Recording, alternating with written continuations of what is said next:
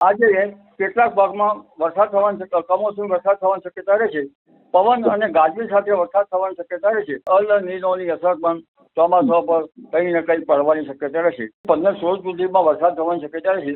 એ કોઈ ભાગોમાં વરસાદ થવાની શક્યતા રહે છે. પરંતુ આ વરસાદ જે છે એ વાવણી ક્યાંક વાવણી લાયક થઈ જાય તો પણ વાવણી કરવી સારી નહીં. આ 22 જુલાઈથી 28 જુલાઈ વચ્ચે જે વરસાદ થશે તેમાં વાવણી થઈ શકે તેવો વરસાદ થવાની શક્યતા રહે છે.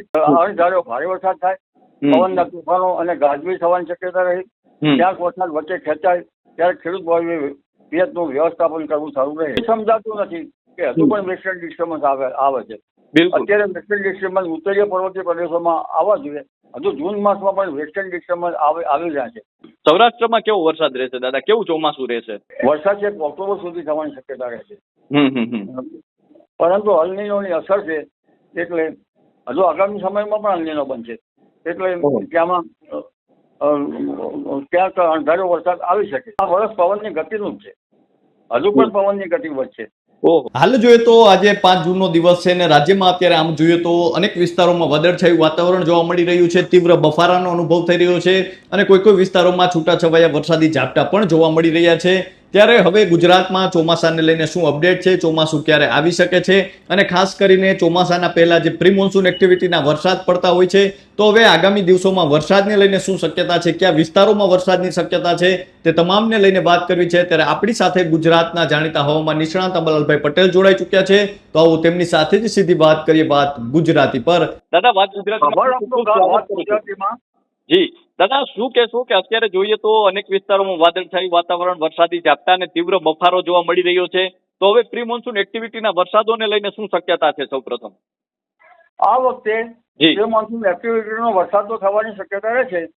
આજે કેટલાક ભાગમાં વરસાદ થવાની કમોસમી વરસાદ થવાની શક્યતા રહે છે. પવન અને ગાજવી સાથે વરસાદ થવાની શક્યતા રહે છે. પરંતુ વરસાદનું પ્રમાણ પહેલા કરતા ઘણું ઓછું રહેવાની શક્યતા રહે છે. ક્યાંક છાંટા તો ક્યાંક વરસાદ થવાની શક્યતા રહે છે. પણ ઉલ્લેખનીય છે કે હવે ધીરે ધીરે ગરમી વધશે અને 8મી જૂને દરિયામાં પવનો વધશે. એટલે તારીખ 8-10માં ગરમી વધવાની શક્યતા રહે છે. જેમાં મહીસાગરના ભાગોમાં મહત્તમ ઉષ્ણતામાન 42-43 ડિગ્રી સેલ્સિયસ જેવું થવાની શક્યતા રહે. આ ઉપરાંત પંચમહાલના ભાગો, ઉત્તર ગુજરાતના ભાગો અને સાબરકાંઠાના ભાગોમાં પણ મહત્તમ ઉષ્ણતામાન 42-43 ડિગ્રી સેલ્સિયસ જેવું થવાની શક્યતા રહે. રાજકોટના ભાગમાં 41-42 ડિગ્રી સેલ્સિયસ અને કચ્છના ભાગમાં 38-39 ડિગ્રી સેલ્સિયસ થવાની શક્યતા રહે. જૂનાગઢના ભાગમાં પણ 40 ડિગ્રી સેલ્સિયસ આસપાસ મહત્તમ ઉષ્ણતામાન થવાની શક્યતા રહે.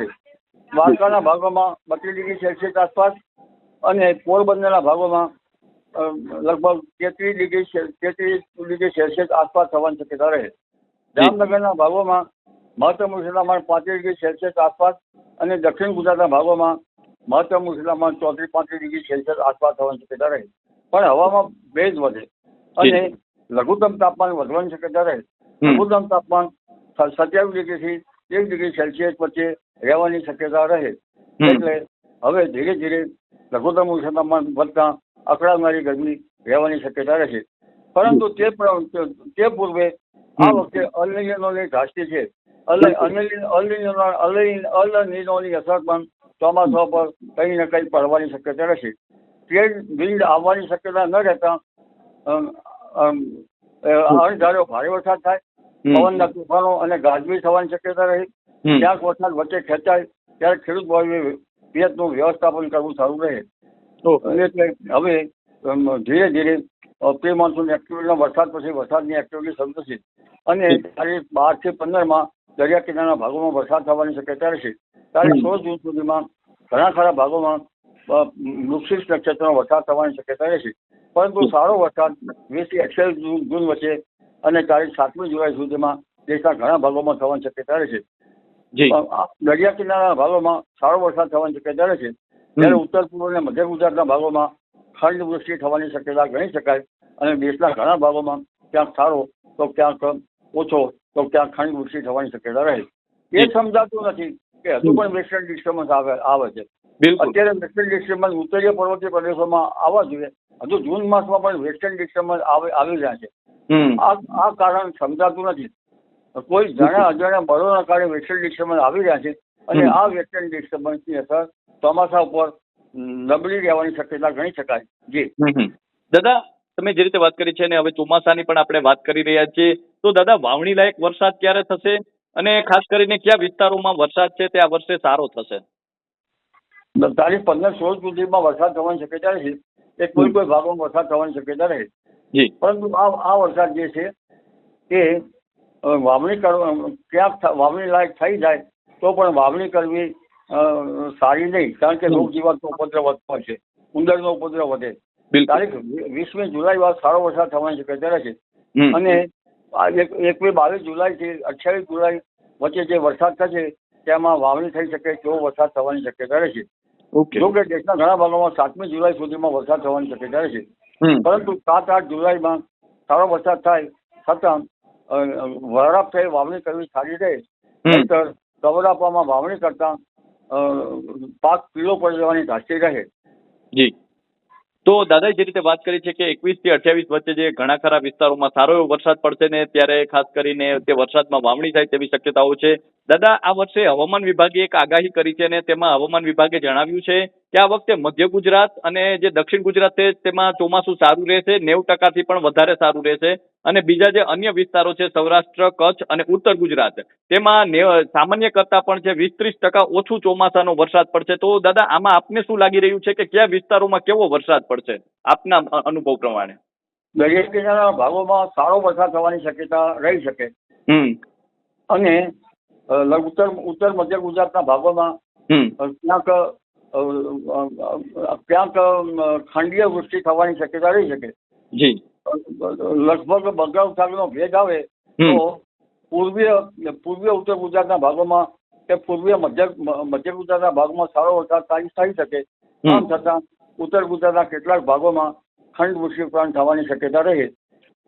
ખાસ કરીને બંગાળ સાગરના ભેજના કારણે ઉત્તર મધ્ય ગુજરાતમાં કંઈક સારો વરસાદ થઈ શકે, પરંતુ એમાં અલ નીનોની ધારસી તો રહી શકે. જી. સૌરાષ્ટ્રમાં કેવો વરસાદ રહેશે દાદા, કેવું ચોમાસું રહેશે? સૌરાષ્ટ્રમાં દરિયા કિનારાના ભાગોમાં સારો વરસાદ થવાની શક્યતા રહે. અન્ય ભાગોમાં પણ સારો વરસાદ થવાની શક્યતા ગણી શકાય. જી. લગભગ ઉત્તર સૌરાષ્ટ્રના ભાગો અને કચ્છના ભાગોમાં અને ક્યાંક ઉત્તર ગુજરાતના કેટલાક ભાગમાં ઓછો બિલો નોર્મલ વરસાદ થઈ શકે.